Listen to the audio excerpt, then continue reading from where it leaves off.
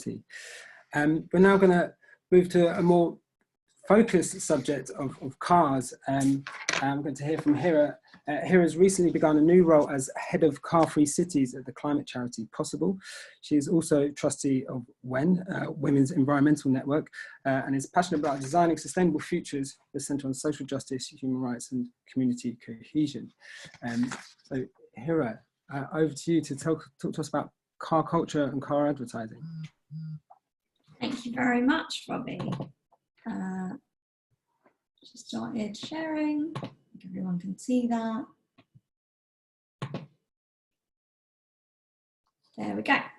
Okay, so as Robbie said, hello, my name's Hirra Khan Adeogun. I'm head of Carfree Cities at Possible. Now, there's no doubt cars have played a central role in the history of Britain since World War II. Today, most people in the UK have access to a car. Last time I checked, it was around 81% of the population.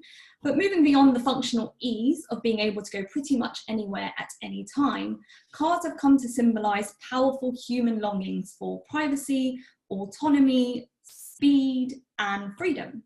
To many people, cars are things to cherish in and of themselves, things of beauty and craftsmanship. And of course, cars are also status symbols, mobile advertisements for their owners' wealth, style, and success. And car ads feed this rose-tinted view of ads as cool, sophisticated, and sexy accessories focusing on speed and freedom, like this one here. I don't know if this is going to work.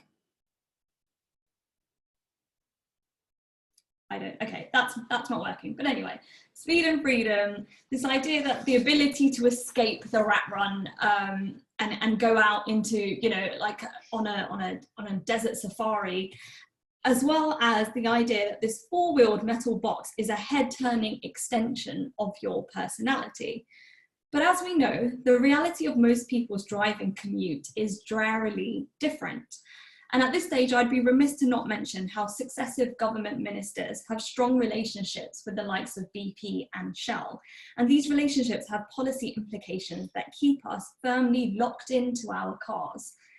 So COVID-19 has provided us with the opportunity to take stock and rethink our relationship with cars. So what's the problem with cars? Well, the first thing is that we're in a climate crisis, like actual crisis. To meet our commitments to the Paris Agreement, we need to get emissions down. And transport emissions are the largest source of CO2 emissions in the UK. And within that, private cars are the biggest source of transport emissions. But although I work for a climate charity, that's not my angle on this whole issue. I'm a proud East London girl, and cities to me are about communities. They're about homes, they're about lives. And the current way that our cities are structured means that we accept the harm that comes with cars. Car accidents, or car collisions, as we should say, cause over 100,000 casualties in the UK, and 20,000 are killed or seriously injured annually. For context, COVID has killed 40,000 people just this year, but we blindly accept that level of catastrophe every year from cars, as if humans are just collateral damage to the machine. Third is toxic air. It's killing us, literally. 40,000 people die annually from toxic air. Again, compare that to the outrage around COVID. Schools around the country are breathing illegally toxic air. Children in Tower Hamlets, where I am, have a 10% reduced lung capacity, which prevents their lungs from developing properly. Fourth is public space. So the COVID-19 lockdown and the closure of parks and urban green spaces highlighted how access to outdoor spaces is a luxury denied to many people, particularly those from low-income households living in tower blocks. Private cars spend over 95% of their time parked. That means in a place like London, over 50 square kilometres of land that should be available to the public is handed over to those who are privileged enough to own a car. And privileged, you say? Yes, because data shows that the poorest in our cities, specifically talking about cities, don't own a car. The poorest people walk or they take bus to work.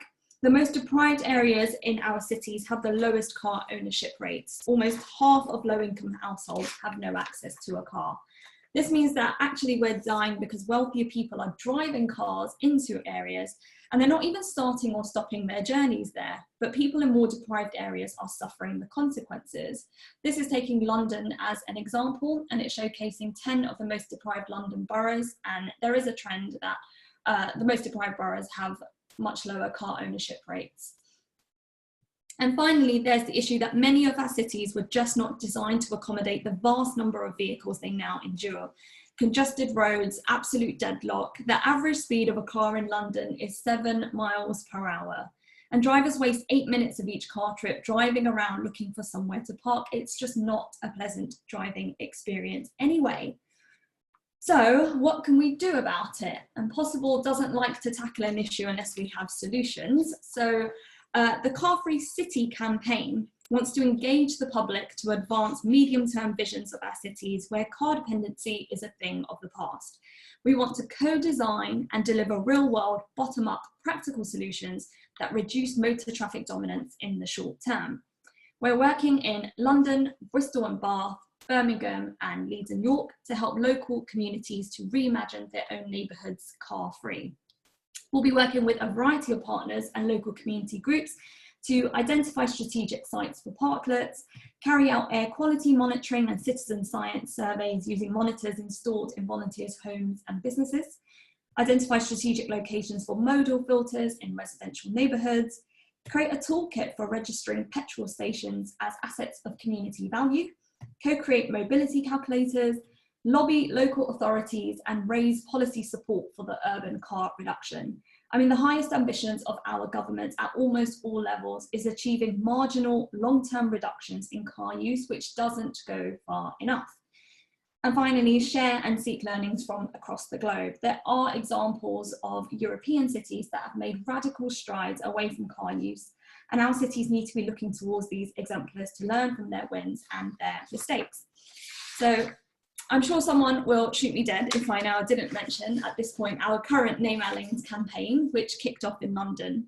So we named the things we love, but London cycleways are currently numbered, not named. So to encourage Londoners to feel more love and ownership of their cycleways, we're running a public competition to name our lanes. You can go to this website to find out more. And we're planning on rolling this campaign out to the other cities that we're working in too. So there's a plethora of activities and plans that we have for Carfree Cities, including the official launch, which is yet to come in January. We're publishing a research report in the next couple of weeks that investigates the claim that low traffic neighbourhoods have been implemented inequitably. And we're producing a report in partnership with Mums for Lungs, Transport for Quality of Life and the Active Travel Academy to quantify the potential benefits if schools across England had their own school street. So I hope I've been able to inspire some of you to also campaign for Carfree Cities wherever you are, and thank you for listening. Thank you very much, Hirra. Very interesting presentation on a particular topic of this session, advertising cars and car culture. For those who have just joined or have joined half